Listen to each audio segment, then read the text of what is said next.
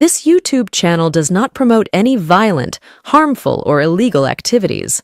All content provided by this channel is meant for an educational purpose only.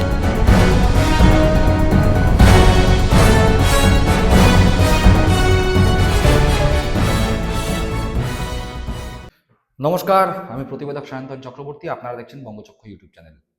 আজ দোল, সকলকে জানাচ্ছি দোল পূর্ণিমার আন্তরিক শুভেচ্ছা এবং অভিনন্দন। বিধানসভা নির্বাচন এগিয়ে আসছে। সমস্ত ধরনের রাজনৈতিক সমীক্ষক সংস্থাগুলো নিজেদের মতো করে সমীক্ষা করছে। বিভিন্ন নিউজ চ্যানেলগুলো বিভিন্ন সমীক্ষক সংস্থার সঙ্গে জোট বেঁধেছে। ভোট যত এগিয়ে আসবে তারাও বিভিন্ন সময় বিভিন্ন রকমের বিষয় নিয়ে সমীক্ষা করবে এবং মূল লক্ষ্য এটাই, ওপিনিয়ন পোল, মানুষের মতামত কি, আগামী 2026 বিধানসভা নির্বাচনে বাংলা কার হাতে যেতে চলেছে, কোন দল কতগুলো আসন পাওয়ার মতো জায়গায় রয়েছে, কোন দল কত শতাংশ ভোট পেতে চলেছে, সেই নিয়ে চুলচেরা বিশ্লেষণ হবে। উঠে আসবে সমীক্ষার তথ্য, আমরা দেখতে পাবো বিভিন্ন টিভি চ্যানেলের পর্দায়। আমরা বঙ্গচক্র ইউটিউব চ্যানেলের পক্ষ থেকেও অত্যন্ত ছোট আকারে একটি সমীক্ষা করেছি, যদিও আমরা সেটি আমাদের অন্য একটি ইউটিউব চ্যানেল সায়ন্তন স্পিকিং এর পর্দায় দেখাবো। সময়ের অভাবে ভিডিও করা হচ্ছে না, কিন্তু মোটামুটি তৈরি হয়ে গিয়েছে সেই সমীক্ষার সমস্ত ধরনের তথ্য নিয়ে একটি পূর্ণাঙ্গ রিপোর্ট। আমরা খুব দ্রুত সায়ন্তন স্পিকিং ইউটিউব চ্যানেলে আমাদের যে সমীক্ষা, সেই সমীক্ষা আমরা দেখাবো। কিন্তু আজ অন্য একটি সংস্থার সমীক্ষার ফলাফল আমরা আপনাদের দেখাতে চলেছি। কোন সংস্থার সমীক্ষা? Bengal politics analysis and research. এই সংস্থা একটি পূর্ণাঙ্গ সমীক্ষা করেছে। 43,000 স্যাম্পেল, অর্থাৎ মোটামুটিভাবে প্রায় 50,000 মানুষের সঙ্গে এরা কথাবার্তা বলেছে এবং গোটা পশ্চিমবঙ্গ জুড়ে বিভিন্ন জেলার বিভিন্ন প্রান্তে বিভিন্ন বয়সী, বিভিন্ন পেশার সঙ্গে যুক্ত, বিভিন্ন ধর্মের মানুষ, বিভিন্ন ভাষার মানুষের সঙ্গে কথাবার্তা বলার মাধ্যমে তারা একটি সমীক্ষা করেছে এবং ঘটনাচক্রে সেই সমীক্ষা হয়েছে গত 2-3 দিনের মধ্যে। অর্থাৎ যখন এই এসআইআর এর পরে যে ভোটার তালিকা বেরোলো, যেখানে আমরা দেখতে পেলাম যে প্রথমে খসড়া তালিকায় 58 লক্ষ মানুষের নাম বাদ গেছে, তারপরে যে তালিকা বেরোলো সেখানে আরো প্রায় 6-6.5 লাখ মানুষের নাম বাদ গেছে, অর্থাৎ মোটামুটি 64 থেকে 65 লক্ষ মানুষের নাম বাদ চলে গেছে এবং আরো 60 লক্ষ মানুষের নাম আন্ডার অ্যাডজুডিকেশন অবস্থায় রয়েছে। সেই অবস্থায় দাঁড়িয়ে একটি সমীক্ষা চালানো হয়। সেই সমীক্ষার তথ্য উঠে এসছে। সেই সমীক্ষায় চমকে দেওয়ার মতো তথ্য রয়েছে। সেখানে কংগ্রেস কিন্তু শূন্যদশা কাটাচ্ছে, কিন্তু সিপিএম এর শূন্যদশা কি কাটবে? বিজেপি আসন বাড়াচ্ছে, তাহলে কি আসন কমছে তৃণমূলের? বিজেপি আসন বাড়ালে কত আসনে পৌঁছাবে? 2 অঙ্কের সংখ্যা পার করবে? আর তৃণমূল কংগ্রেস কি তাদের 200-র নিচে নেমে যাবে? এরকম বিভিন্ন প্রশ্নের উত্তর সেই সংস্থার যে সমীক্ষা, সেই সমীক্ষার যে ফলাফল, সেই ফলাফলে উঠে এসছে। আজকের পর্বে আমরা আপনাদের সেই সমীক্ষার যে ফলাফল, সেই তথ্য আপনাদের সামনে তুলে ধরছি। সমীক্ষা করেছে Bengal politics analysis and research. আমরা দেখাবো, কিন্তু তার আগে 2021 সালে কি হয়েছিল সেটা একবার চট করে দেখে নিই। 2021 সালের বিধানসভা নির্বাচন, 294টা আসনে লড়াই হয়েছিল। সেখানে তৃণমূল কংগ্রেস 215টি আসন পেয়েছিল, বিজেপি পেয়েছিল 77টি, জিজেএম পেয়েছিল 1টি এবং আইএসএফ 1টি। কংগ্রেস আর সিপিএম একেবারে শূন্য হয়ে গিয়েছিল। তৃণমূল কংগ্রেস পেয়েছিল 48% ভোট, এনডিএ অর্থাৎ বিজেপি পেয়েছিল 38% ভোট, এসএম পেয়েছিল 10% ভোট, নোটা 1% ভোট, আদার্স ওই 3%-এর কাছাকাছি ভোট পেয়েছিল। তাহলে বোঝাই যাচ্ছে যে 2021 সালে তৃণমূল কংগ্রেস 215 আর 77টি বিজেপি, আর আইএসএফ একটা, বাদ বাকি কংগ্রেস সিপিএম সবাই শূন্য হয়ে গেছিল এবং তৃণমূল কংগ্রেস 48% ভোট পেয়েছিল। অর্থাৎ পশ্চিমবঙ্গের মোট যতটা ভোট পড়েছিল, পোল্ড ভোটের প্রায় অর্ধেক তৃণমূল কংগ্রেস নিজেদের পক্ষে আনতে সক্ষম হয়েছিল।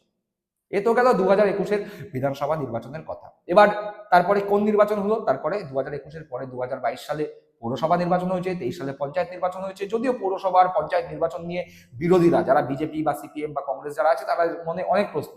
তারা বলতেই পারে, না না, রাজ্য পুলিশ দিয়ে ভোট হয়েছে, এটা আবার ভোট নাকি? সেন্ট্রাল গভর্নমেন্ট বা সেন্ট্রাল ফোর্স না আসলে সেটা আমরা ভোট বলে মানি না, ভোট লুট হয়েছে। এরকম অনেক রকমের কথাবার্তা থাকতেই পারে, তাই পৌরসভা এবং পঞ্চায়েত ভোট বাদ দিলাম। সেন্ট্রাল গভর্নমেন্ট, কেন্দ্রীয় সরকার, যেই ভোটের দ্বারা নির্বাচিত হয় সেই লোকসভা নির্বাচন 2024 কেন্দ্রীয় বাহিনীর উপস্থিতিতে বাংলায় হয়েছিল। সেই ভোটের ফলাফল কি হয়েছিল আপনারা সকলেই জানেন, তাও একবার সংখ্যাতত্ত্ব নিয়ে যখন কথা হচ্ছে দেখিয়েই দিই। 192টা আসনে তৃণমূল কংগ্রেস এগিয়ে ছিল। লোকসভা ভোটের যে বিচারে সেখানে তৃণমূল কংগ্রেস 29টা আসনে জয়লাভ করেছিল আর বিজেপি 12টি আসনে জয়লাভ করেছিল। সেই আসনের নিরিখে তৃণমূল কংগ্রেস 192টি আসনে জয়লাভ করেছিল এবং বিজেপি 90টি আসনে জয়লাভ করেছিল। জয়লাভ বলতে এগিয়েছিল। তৃণমূল কংগ্রেস 192টি আসনে এগিয়েছিল, বিজেপি 90টি আসনে এগিয়েছিল, কংগ্রেস 11টি আসনে এগিয়েছিল এবং সিপিএম একটি আসনে এগিয়েছিল। আইএসএফ একটিও আসনে এগিয়েছিল না। অর্থাৎ তৃণমূল কংগ্রেস 192টিতে লিড, বিজেপি 90টিতে লিড, সিপিএম একটিতে লিড এবং কংগ্রেস 11টিতে লিড ছিল। 2024 সালের লোকসভা নির্বাচনের ফলাফলের ভিত্তিতে বিধানসভা ভিত্তিক যেই লিডের পরিসংখ্যান, সেই পরিসংখ্যান অনুযায়ী তৃণমূল কংগ্রেস 192টি আসনে জয়লাভের জায়গায়, বিজেপি 90টি আসনে জয়লাভের জায়গায়, কংগ্রেস 11টি আসনে জয়লাভের জায়গায় এবং সিপিএম একটি আসনে জয়লাভের জায়গায়। যেই আইএসএফ একটি আসন জিতেছিল সেই আইএসএফ এসব জায়গায় পিছিয়ে নেই, ধারে কাছে নেই।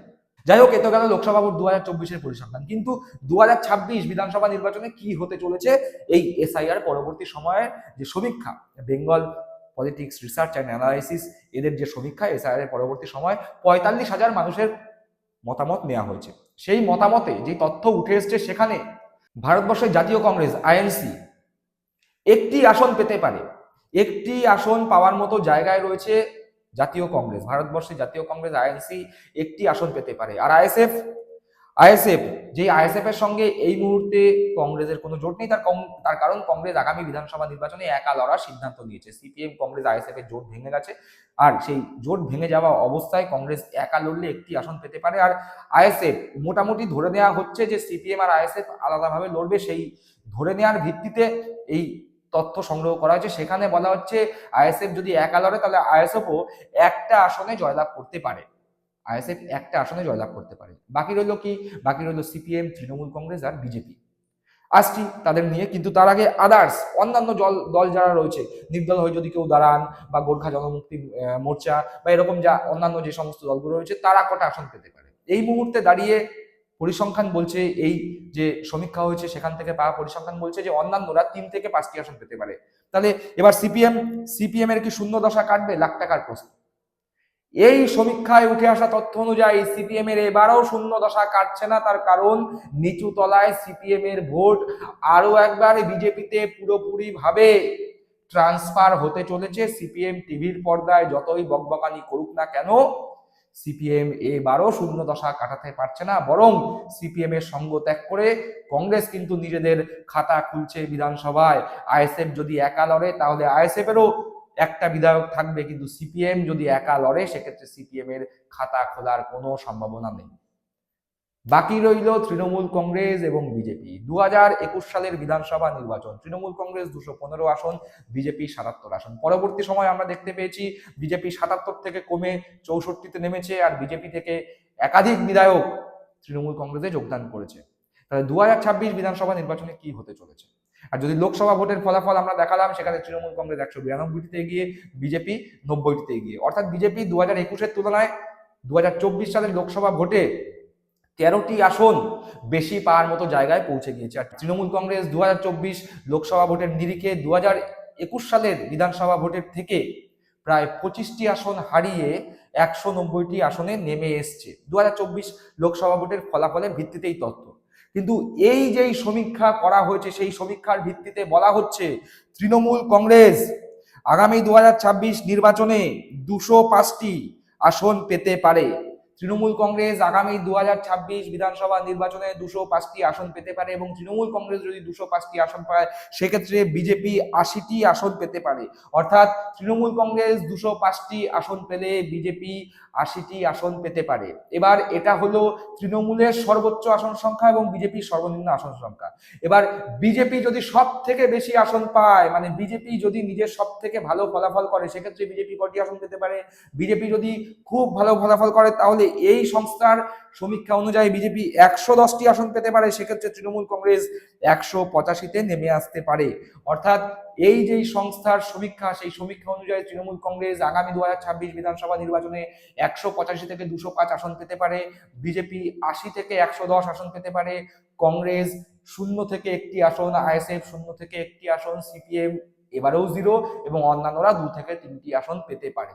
এই সমীক্ষা অনুযায়ী এই তথ্য তো আমরা পেলাম, কিন্তু সব থেকে গুরুত্বপূর্ণ বিষয় এইখানে যেই তথ্য উঠে এসে সেই তথ্য তৃণমূল কংগ্রেসের জন্য, তৃণমূল কংগ্রেস যা টার্গেট করে এগোচ্ছে সেই টার্গেটের কাছে না পৌঁছলেও, খুব একটা খুশির খবর না আনলেও বিজেপির জন্য কিন্তু খুব একটা স্বস্তিদায়ক নয়। তার কারণ তৃণমূল কংগ্রেস যদি খুব বাজে রেজাল্ট করে তাহলেও তৃণমূল কংগ্রেস 185টি আসন পাবে।